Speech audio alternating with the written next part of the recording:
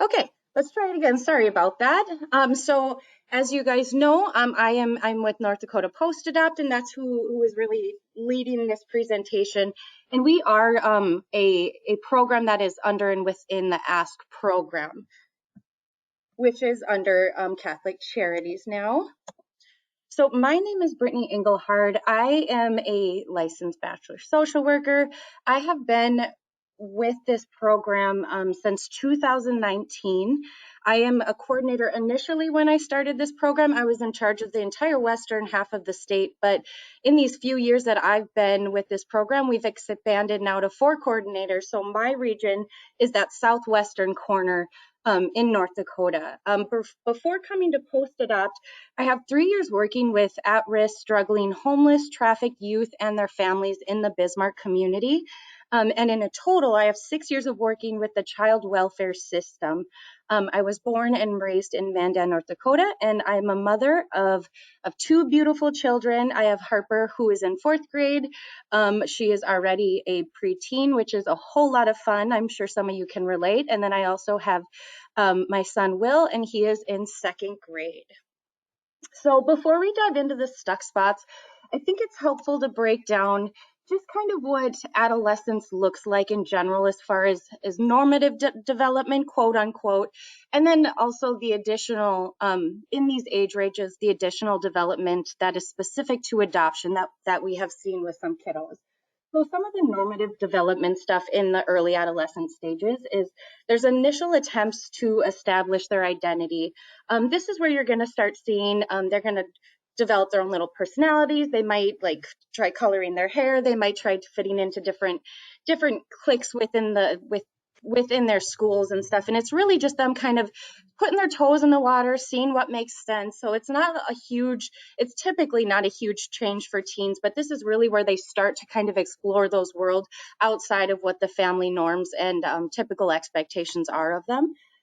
This is where you're going to start seeing that emotional separation from family, right? So now at this preteen stage, instead of those open conversations that you've really had that have been extremely family focused and really helpful for you and your family, now you might notice that there's a little bit of that emotional backup of them, right? So then you might be considered like you're invading their space and you're kind of getting into their business, as they may say.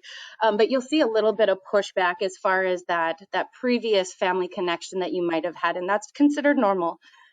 There's the ability to think abstractly, which is that brain development, and the ability to manipulate and explore ideas. They're self-conscious a little bit more in this stage as puberty kicks in. There's a lot of those physical changes. I just remember being in middle school. That's kind of an awkward time, right, for developing and for kids and all of that. So that self-conscious is considered normative. And this is peer influence risky behaviors. This is when, right, so instead of focusing so much on families, they're shifting their focus, searching for peers and like-minded peers that they really get along with in their cliques. So that's when you're going to get maybe some not so great decision making and all of the fun stuff that comes with adolescence. So adoption specific development that happens in the 12 to 14 year range is you're going to start maybe seeing some anger outbursts in regards to their adoption story and maybe the lack of control that they might have felt that they didn't have during that adoption process or pre-adoption stages. You might see that there's some more triggers related to grief and loss specifically that maybe you weren't seeing. Like a lot of it might come as a surprise, right? Because I know that wonderful, supportive adoptive parents that you are, that I'm sure you've had those conversations with them and the kids seemed very okay with that. And that was a comfortable conversation, but now really, so that abstract thought and the manipulating and exploring ideas that really starts to lead to diving a little bit deeper into that grief and loss that we may have thought that we resolved at one point. So that starts to come to the surface at some point. You might see a little bit of resistance to authorities. This really is specific to, through the ASK, if you've adopted through the ASK program, that's a lot of those kiddos who are coming through foster care who may have been abused or neglected by those trusted adults that they were born into, that family that they were born into. So it makes sense where it starts to kind of seep through where they're questioning authority or trusted adults in this stage, right? Because they're starting to think more complexly about their story and what's going on in their lives right now. They start to understand the permanence of adoption, and they also have the awareness of physical differences of their family and also their peers and people around them. Moving into the middle stages of adolescence, some of that normative development is consolidation of one's sense of self, beginning to practice intimacy. I know that's a scary thing to think about, but it's a fact of life and considered normative at this age. There's an emphasis on peers and peer groups, right? Like I said before, they're starting to find their tribes and their cliques in their schools. So you see a lot more of peer focused activities and wanting to go be with their friends, maybe more than they want to be around their family members. They're starting to maybe explore the morals, values, and beliefs outside of the family. And by exploring, some of it even looks like rejecting their own family's ideas and thoughts, right? You might see a little bit of resistance to maybe those morals and good values that you've instilled in them up till this point, and that is considered normal. They develop developmentally that hypothetical thinking. And then complex reasoning and development is considered normal at this age. So adoption specific stuff that we're looking at this age is a really, really strong internal desire to seek and know more information about their adoption story. They may end up starting to overly identify with their birth parents. And some of this looks like maybe idealizing, right? Like putting their birth family on a pedestal. And you might be thinking, I know your story and there might be some abuse in there. Where is this coming from? We'll go more into detail with that in a few more slides, but that is something that is very prevalent in this age for adoptive kiddos. They start to struggle with that sense of self. Obviously, if they're wanting to find peers that they relate to, that's helping develop that sense of self, the family's morals that are instilled in them, but also that birth family, present or not, that all starts to kind of come into play and jumble and really start to impact them internally to try to figure out who they are as people in this world. And at this stage, being completely withdrawn from their family, like I said, it's normal to kind of push back and be a little bit more resistance to families is considered normative, but that complete withdrawal from family can happen because of that adoption. Okay, and then in late adolescence, the normal development, right? So college is coming into play, moving out, becoming a legal adult. All of these things are coming into play, leaving the nest. They are starting to feel comfortable and more self-aware of who they are as people. And what you'll see is most of the time, a lot of teens who have not been adopted are really eager for this, right? Like, how often do you hear, like, I want to get out of this home, I want to make my decisions? You see a lot of like that excitement to be in adulthood. But with adoption specifically, you'll see kind of the opposite effect, right? So then they start to feel a little bit more insecure about that family permanence that you have established in your home. And again, these triggers of past grief and loss might still be bubbling up here, and they may be rejecting the family, right? So as parents, we want to encourage our kids to explore the world and find the world, and that might be misinterpreted to them as just another family who's pushing them away, which can produce a lot of internal anxiety for these kiddos.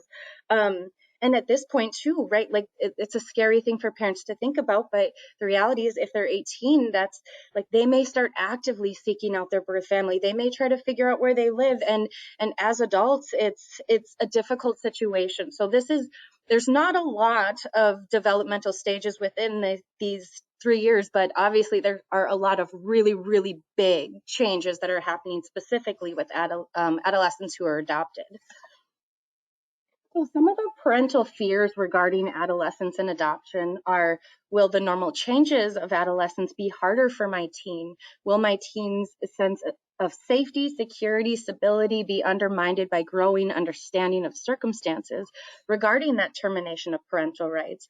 Are unsure of the significance that role of adoption plays in their teen lives, right? So there's also there's kind of a balancing thing for parents where if they're seeing maybe a lot of behaviors, are we figuring, is this normative, or if this adoption related, or a lot of families, if kids are doing well and they don't seem to be struggling with their adoption story, there's like a little bit of fear of overemphasizing that adoption aspect within your family, as that fear of maybe triggering some of these concerning behaviors that are happening with teens already through the adoption process. So with that, we'll move on to the 6 adolescent stuck spots. So the first stuck spot that we'll talk about is the reason for adoption. So in this stage, just also a note too, like these are 6 stuck spots, but just know that they're not like, okay, my teen is this old, they'll start going through like number 1 of my stuck spot, number 2. Just know that it's a spectrum, and it's also just a loop too, where kids can kind of dip in and out of these stuck spots, and there might be some that wouldn't even go, they would miss some of these stuck spots, so it's not like black and white thinking here. This is just a good way to kind of break down, so you guys have an idea of what some of the things that teens go through that have been adopted. So in this reason for adoption stage, like a lot of the questions that are happening internally are, why was I given away? Why couldn't my birth family figure out and how to keep me?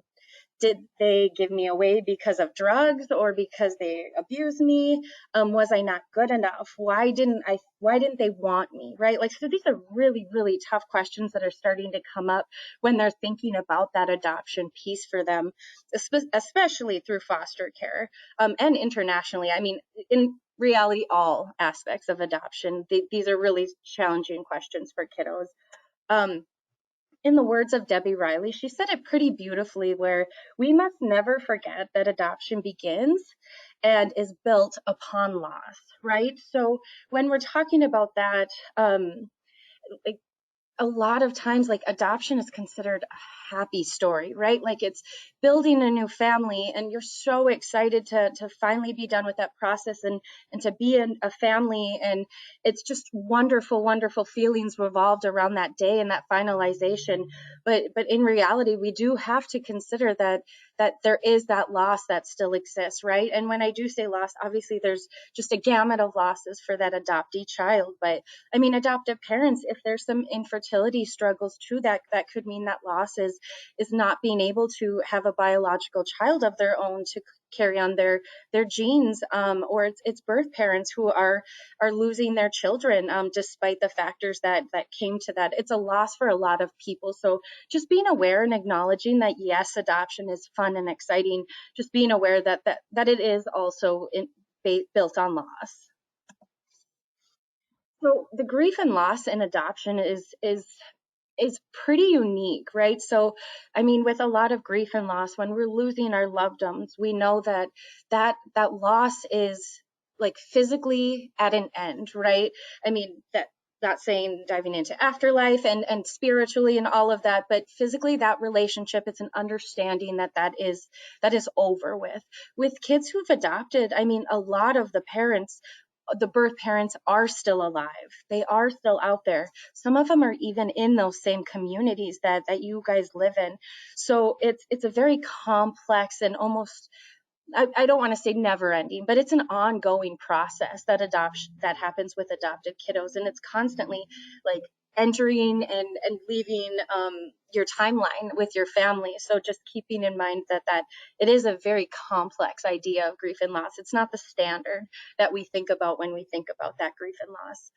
I won't read through all of this. I know you can all read, but that loss by adoptees, it's that culture. If it's interracial, it's birth history, it's birth order. Maybe they're separated from siblings. They speak a different language and from a different country. There's all of these losses, physical connections, right? So this is like, I feel like I could add 3 more lists to the losses that adoptees experience. Okay, so a couple things on how parents can help teens through this grief and loss. And like I said, it's an ongoing process, but some of the things to keep in mind are to consider the teen's need to understand that story. And that's not only expressed need, but it is also understanding that moving into that teen where that brain development's happening, they're starting to question and kind of piece together their own story and understanding. Like, it's very important for kids to know their story, right? So I'm certain all you guys do a great job of this already, but opening up that window of communication about adoption. So if you did adopt young, like I know a lot of families, if they've adopted young children, right, they're already a part and integrated into your family, so that might not always be on the forefront of conversations to have, right? They're already part of your family, but it's just like setting the seed as soon as possible, making those conversations very normative, right? Encouraging questions on that front end will ultimately, once this adolescent and all of these crazy things happening with these kids start happening, then at least you'll have that window already open for communication with you and your kiddos. One of the tips that you could do for adolescent teens, I mean, you'll probably get some eye rolls, I imagine, when you make some suggestions, but it doesn't hurt to throw it out there and see where it goes. But journaling is something that can be helpful, like encouraging them journal about your story and kind of give them an outlet to process that, and encouraging if they want to talk about what they journal, even better, right? Like, we're here to support them and help them understand this process of what's going on with them. Adding to, like, I know through Ask, a lot of the kids who go through Ask already are given a life book by their Ask adoption worker. So it's already, the foundation is set there. If there isn't a life book that already exists, so it's, if you Google it, you'll find tons of resources, tons of things and tips and what to add to it. But so it's creating that life book or adding to that life book and making sure that's something that like it could be scrapbooking and therapeutic for them to continue to add to their story. So make sure that they have some type of resource. And to address specifically that grief and loss, sometimes it's helpful to establish a grief box, right? So it's creating a box, having them decorated if they feel certain, and having a safe place for them and for them to keep, like, that has all of their memories, all of the things that are important to them, even if it's like them writing things, just like a box that it can be something significant to them, right? Like tangible to them, and it can represent that loss. That can be really helpful to help remove that internal feeling of that grief and loss, right? It makes it tangible for those kids.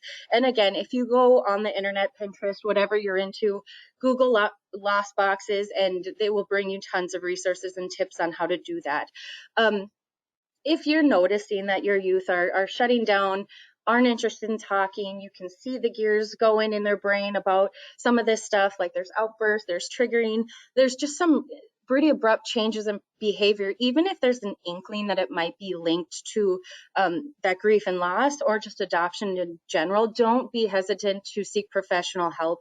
Because sometimes, like I always say, parents, they do the best they can, but teens, I think sometimes they can hear us as, right, that Charlie Brown teacher voice, that want, whatever we say is just not fully processing or getting those eye rolls. So sometimes seeking that professional help or even just an outside perspective can be better received by your children.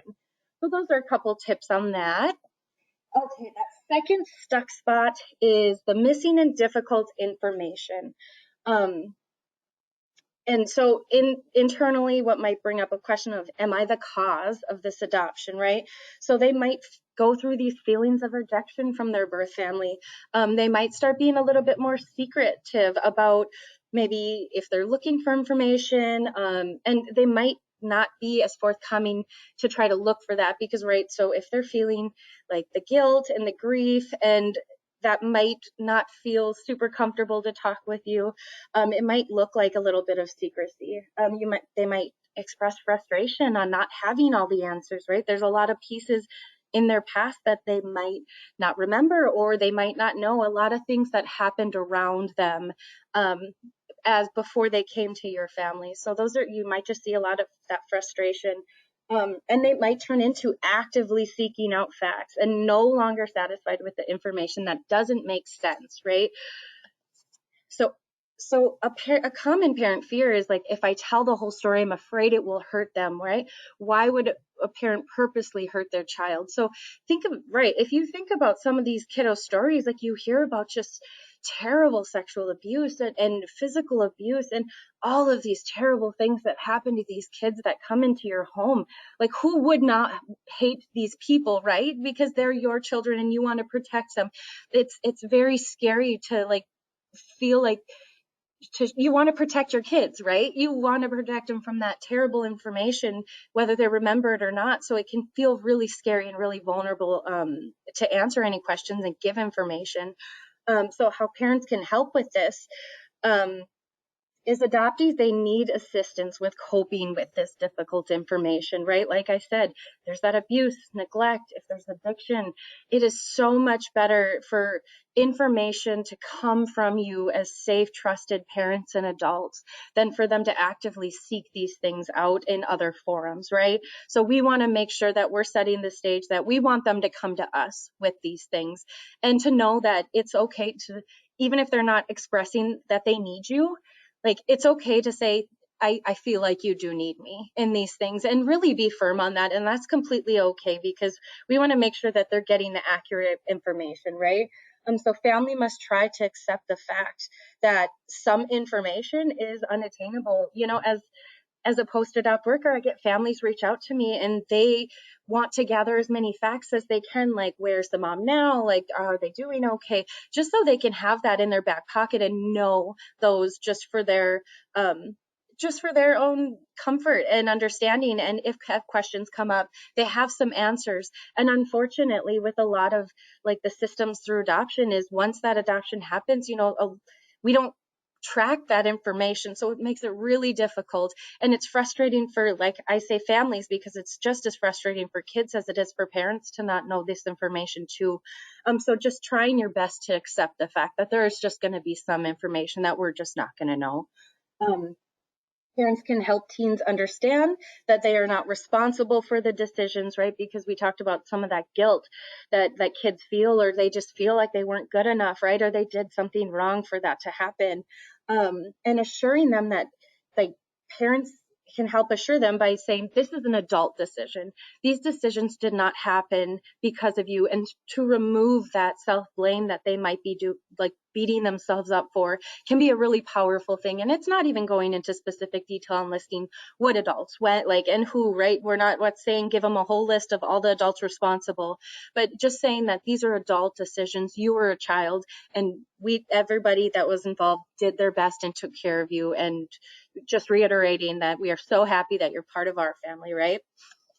Okay, so like I said, with that abstract thinking and more complex stuff, and not being satisfied with their adoption stories if they were younger, when they came into your home, right? Like, our script might have been, your birth mom could not take care of you. We wanted to be parents so badly, so we adopted you, right?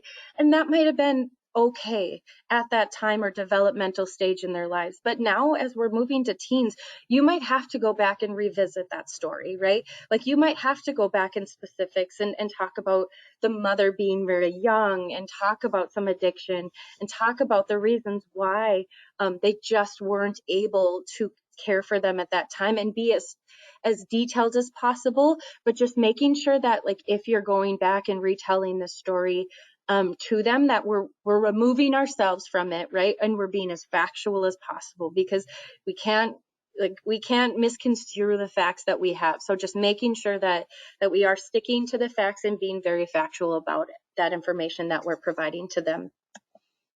So missing information. It says, I don't know that I know a reason for the full story behind termination of parental rights. What if I can't answer some of my teens' questions? I don't want to give them false information. One of the tips that Debbie Riley provided is really being comfortable working with speculation. It's okay if you don't know the answers, that's completely okay to acknowledge that, right? But if that doesn't seem to resonate or seem to be like enough for the kiddo, it's okay to speculate, right? So, okay, we know this and this and this. Maybe this could have played a factor in it, and having the kids try to think about potential factors. It's okay to speculate.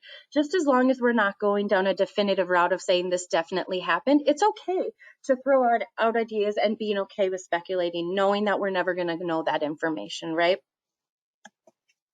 Okay, so the stuck spot number 3 is difference. Being adopted child creates a sense of being different beyond physical traits, feeling different from peers, like some of that internal thought, like I don't look like my family, I don't look like the most kids in my community, I don't share my family's culture and racial heritage, right? So this is where they're going to start noticing those differences, again, physically, but also beyond physical traits, those differences that are occurring because of they have been adopted. Okay, so transracial complex differences, facing societal stereotypes. I mean, at least in the Bismarck community, I think we've come a long way as far as diversity, and we're seeing a lot more different cultures and heritage and ethnicity coming into our communities. However, we're predominantly white. So just acknowledging that, and there's going to be those stereotypes and societal things that are going to directly impact our children, regardless of how well we did, right? It's just community stereotypes. So just keeping that in mind, being prepared for that, being knowledgeable that racism occurs. Like we have to be realistic that exists in our community. With a lot of the hot topics that have come through, we see it in social media, we see it in the news. These are things that we need to acknowledge that exist for our kids. Overtly means just intentionally. If racism is very intentional, covertly means maybe a little bit more subtle acts of racism, but it still exists, right? So that internal self for that adopted child is, where do I fit into this world, right? Like you might be, they have good friends, they might be fitting in with peers, but they still doesn't disregard the fact that there are those differences that they have, and they still might not feel like they fit in, even though they have maybe peer support and your loving family. It's still that question that might come into play here. Feelings of having to choose, right? Like there might be loyalty to their heritage, right? Like, and guilt to the loyalty of their race or origin. These are all normative things that happen with transracial adoptions, specifically. So just being aware of those. Some parental fears that come from this. There's a discomfort in knowing how to address issues of racism and white privilege. It's a difficult conversation, and I can just tell you personally too, where like I think I've always just identified like I'm a kind person and I treat people as people, right? But it's really like, do some research. If you have that mentality, like it's not a negative mentality to have. It's how you feel, and you treat people as they are, and you don't judge people, right, based on race and stuff. But it's just do a little bit of digging into the white privilege and educating yourself on potential racism that occurs in your community or in our country. Just making sure that you're educating yourself on those specific things so you do feel confident in having those conversations. Some bias, prejudice, stereotypes of teens and racial ethnic heritage.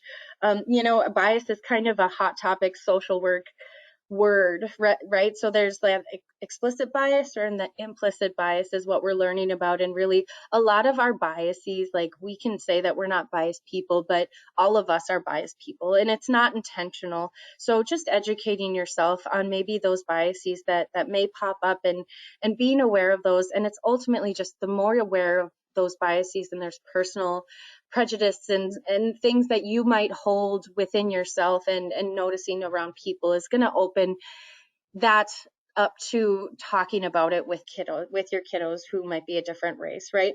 There might be a fear that teen will reject the religious, ethnic, cultural heritage of the family, right? That's a real fear where they're coming into your home and your religion is really important to you, and there can be that realistic fear that they might reject your morals and religious values that are important to you and your family. That's a real fear. And then fear of racial differences will comprise teens' sense of self and belonging with the family, right? That's acknowledging that they're different and not feeling like they fully belong in the family, despite what you do to prove that they are. Okay, so how parents can help with the differences. So parents must just be sensitive. Like I said, I won't dive into this. I talked about it quite a bit on the last slide, but just being sensitive and aware to differences, right? Parents must come to terms with the reality of the teen's abilities and aspirations might not match up to their expectations. So it's okay to instill those morals and those values and all of the things that come along with parenting in a family as a unit. But it's okay if to let your kids seek out other things that might be connecting them to their race more.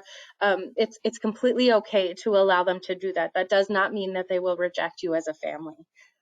Acknowledge the differences adoption can bring in discussing openly and honestly, right? So we created that open window already. So I'm hoping that will create a good conversation for you and your family to openly have. So there's a term colorblind, right? So I know that some parents are like, I don't see colors. I treat, like, again, it goes back to that. I treat people like people. Just being aware of that. And if you have that mentality, continue to do research on that and look at what that is and continue to educate yourself.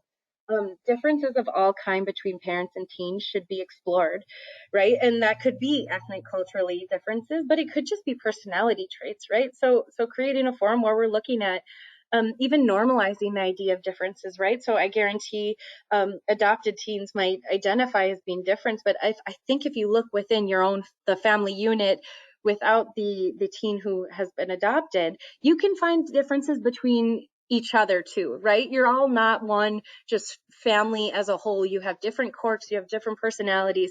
So exploring that just to kind of normalize the differences within people in general is something that can really help strengthen the bond between your families and normalize differences within people in general in your family. Okay, so promoting positive racial identity, just keeping in mind like where you go to church, just being aware of, are there other races, do they have opportunity to explore their ethnic background, who's at your dinner table, meaning is it predominantly white people, or do you have other cultures or other people identities coming into your home? Just being aware of that. Obviously, I know that smaller communities, I mean, we do have a good amount of diversity. I acknowledge the fact that we're predominantly white. So this isn't something to like shame you if there's predominantly white people at quote unquote your dinner table, but it's just more so being aware of that. And if that is the case, I do recommend actively seeking out opportunities for your children to get some maybe ethnic and racial heritage exposure, right? Like, are there local powwows? Are there development centers in your communities? We have a wonderful community that's Global Networks here in Bismarck that works with immigrants who come in, and they offer a lot of programs and resources. So just exploring what is available within your community can be really helpful, and linking them to some of those racial pieces that you might not be able to help with, right? Okay, so number 4 is identity. Excuse me, I'm just going to drink the water. So during this time, you might get those internal questions of who am I like, where did I come from? And parents also might get some in this identity stage, right? Like, so some people who maybe have never been involved in the foster adopt world might say things like real parents, right? Like, where are their real parents? Or as I'm sure many of us have heard, like, if there's heated arguments where your kiddo's mad at you, you might get the you're not my real parent, right? So these are also things that are thrown at parents too. This isn't just an adoption stuck spot either. So identifying what identity is, it's really values, beliefs, talents, intellectual capabilities, sexual self-image, personal traits, racial, ethnic heritage, personal expectations, and physical characteristics make up identity as a whole. So when I am referencing that, that's kind of it's a whole lot of information, but that's what I mean when we're talking about identity. So some of the adolescent task is, so not only do youth need to consolidate their identity by seeing how they are similar to and different from their parents who raised them, they must also consider how they are similar to and different from their birth family and how that contributes to their sense of self, right? So it's not one family that they have to consider, but if, especially with like those physical differences, and if there's that cultural piece, just thinking about, am I more like this my mom or my birth mom or my adoptive mom, or am I more like my adoptive dad? So those are things that's realistic questions and things that kids will explore as they're trying to figure out their identity. Okay, so how parents can help. The integration of cohesive self. So give and find available information. Like I said, I've had families reach out to me to try to gather more information about their story, if that's possible. We do our best to support, but just making sure that we're trying to get over that fear of withholding information with the intent to protect them, because again, we don't want them seeking that information through an outside source or something that's going to be unhealthy or unfamiliar, and you want to be involved in that process. So doing your best to give them all the information we can, as hard as it might be for them to hear on some of it, and being there as a supportive parent to help them and support them through that. Supporting the teens' exploration and pursuit of their unique talents, interests, and birth heritage. Supporting contact with birth family. Again, this isn't always simple, especially like I said, with those ask cases that are foster to adopt. If we want to make sure that we're assessing for safety, and we want to make it like, there might be some teens don't always want to have that connection with birth family, so it's really important to definitely not push it on them if they're not at a place where they're ready for that. Just making sure that they know that that is something that you are willing to go there with them, and just laying it out there on the front end without forcing them if they're not feeling ready, and just exploring those desires and what that looks like. And safety is number one, obviously. Supporting relationships with peers, mentors, and role models of the teen. Okay, so we'll get into a little bit of, like I said, some of that birth family contact can be really wonderful and great, right? We read about all these connections with birth family, but the reality is that sometimes it's not helpful, sometimes it's not appropriate. I completely get the concern. So if we're opening this can of worms, like opening those relationships should be based on careful exploration of the teen's needs. Again, so really assessing this, and I encourage you, if you're uncertain about if this is a good idea, to seek professional help. Like I said, post-adopt, give us a plug, where we're here to help you and support you through that. If that's something that you don't feel comfortable with, we're here to help you. Reaching out to professional therapists to help facilitate that and get some insight from is completely appropriate to do. It's common for parents to deflect their teen's desire for contact due to their own worry about fears and opening up that relationship with birth family, right? Like I can't be the only one where there's fears like, what if the birth family lives in the community? What if they come take them? These are all real fears, right? But the reality is, I'm not saying these fears aren't valid. Like, us as parents, it's our job to worry, right? But just keeping in mind, like, if we're having hesitation about facilitating this birth contact, it's doing some self-reflection and thinking a lot about, is this about me or is this about my child? Like, is this about my worry or my fear? Just being aware of that and exploring that, along with your kids and their desires and needs too. Just being aware of that is something that can be helpful when you start this process. Seek professional help.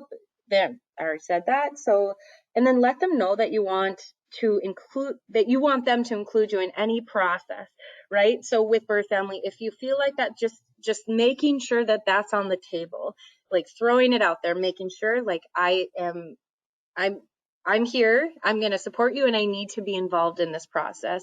They need your support through this, right? So that just to be prepared for anything negative that could happen, they need your support for this. So just making sure you're throwing it out there and it's on the table.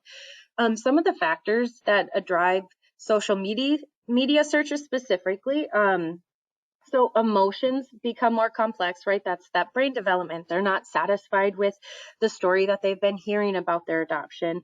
Teens develop a sophisticated way of thinking, right? Like they're really smart with social media, and I would say sophisticated compared to myself and some other parents. Their quest for deeper answers and questions, right? Like, so they might have the information, you might feel that they're comfortable with it, but they might be on a bigger quest than what we realize. And parents' ambivalence to discuss that information. Really, I mean, that has never been a topic that has come up, right? And so they might not think that that's a thing, or that they might go to a bunch of assumptions on how you would feel about this, right? And so it's not necessarily that parents are ambivalent, it's just a topic that has never been brought up, right? So making sure again that we have that window open, we're laying down the groundwork on the front end and creating that communication between you and your kiddos, because these things are going to happen, right? Okay, so I don't want to upset you, but I searched on Facebook for my birth mom and we have been in contact. I can tell you, if as a mom, and like I can imagine the red flags and the bells that are going off into an adoptive parent's head who hears this, right? That's a scary thought. So what can we do if there is that internet without permission? Because it does happen. Like this day and age, all the access to social media, so many apps that I feel fairly techie, but I have no idea half of these app kids are using, right, to make contact. And so they're getting really creative, and it's a vast amount of options. So they may turn to the internet if they don't feel they have that open communication, right? They may think parents wouldn't support the search. And they may be right. Again, that goes to that self-reflection. They may think they'd find more information and answers, right? So, and this is more of like a stubborn thing, right? Like I can tell you personally that I'm not always comfortable with the information I'm given. And if I'm questioning something, I'm going to go find information on my own and try to figure out more answers if I have that ability to. They may worry that this information might hurt their parents, right? So they might think that they just don't want to hurt your feelings. And again, like we talked about in that adoption development, that's where you're seeing some of that secrecy, and it's not ill intended, it's just really wanting to not let you down or hurt you. And knowing that they're seeking it without permission from friends, you might be like, they don't have this app, they don't have this ability to do this, they have a friend who does, right? So that friend might link them, and there's a whole gamut of ways that they can access that, despite they might not have a phone, right? But they have internet access is everywhere. So just being aware of that aspect. So how parents can help. If you know parents will support if youth know parents will support contact, they will be less likely to do it behind parents' back, right? So again, it's all about communication and laying that brickwork on the front end. So telling your youth that you don't want them doing it without you and why, and making sure that we are being firm about this, okay? So the whys, right? We need to reiterate they need that emotional support through their birth family. Like, what if they're rejecting? What if they're unavailable? What if they're unhealthy and stable? They need your support through that. So just making sure that you're letting them know, because we don't want to go down a worst case scenario where they're getting really negative or information. Like I have heard of a lot of times birth family is involved via social media contact, and it just turns into something not healthy. But if we had those protective factors of parents being involved on that front end to help kind of buffer out some of that and help them cope with it, that's obviously going to be a protective factor for those kids for continued contact. They need help verifying the accuracy of information, right? Like Google your name, or go to Facebook and look up your name. You're going to find tons and tons of people with the same exact name. So we want to make sure that we're helping them filter through what is what is accurate information? Are these safe people, and are these the actual people that we know and are looking for, right? They need support in managing any potential relationships, right? If it's going to be something that's ongoing, that they need your support in that. And it's completely okay to be firm about your involvement.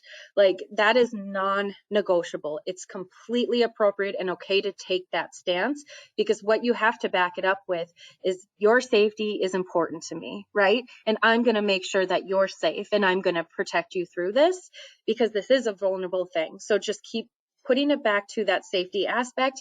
You might get resistance. I mean, teens are teens, you might get pushback, but just being firm on your involvement in this. No negotiations. Okay. So, parents' responsibility if contact has occurred. You know, it happens. Unfortunately, it happens more than we would like, but try your best not to be punitive in those moments. Instead, just using them as learning opportunities, right?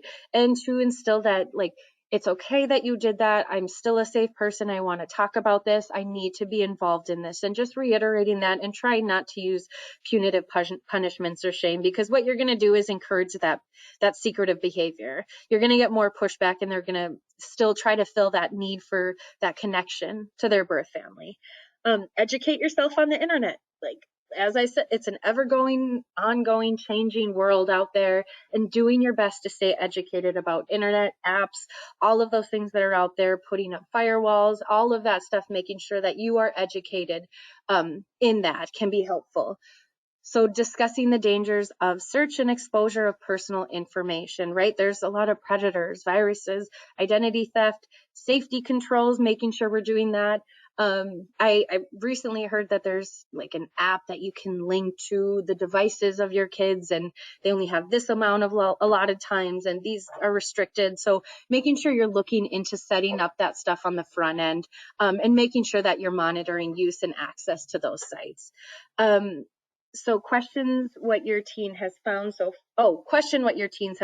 far, and just what the sites that they visited. Obviously, we want to make sure it's healthy and appropriate. And they're not reaching out to family on like Craigslist, right? So never let viral world replace parental involvement. Again, that goes back to the education of internet and feeling competent in maneuvering through those, because don't give them the reins to go out and search for this stuff and find this information, because it's not always going to go well, and it just puts the safety at risk, and you want to be openly involved in this to support them through this. All right, number 5 is loyalty. So they may experience guilt related to their frequent and intense thoughts about their birth parents, right? That need for connection is intrinsic with these kiddos, and that they might feel really guilty and might not want to share it with you. And it's not because they want to push you out, but they just don't want to hurt you, right? It's a lot of that self-blame and that internal fear that they are holding in that loyalty stage. They may fear that disapproval from adoptive parents, leading to internalizing those feelings and thinking this is a them struggle, when it absolutely is not, right? It's a family issue, and I'm certain you want to encourage them to have these conversations about that loyalty, because that's got to be really hard, right? Like, having a family and feeling that loyalty, and having a new family, it's got to feel conflicting for them.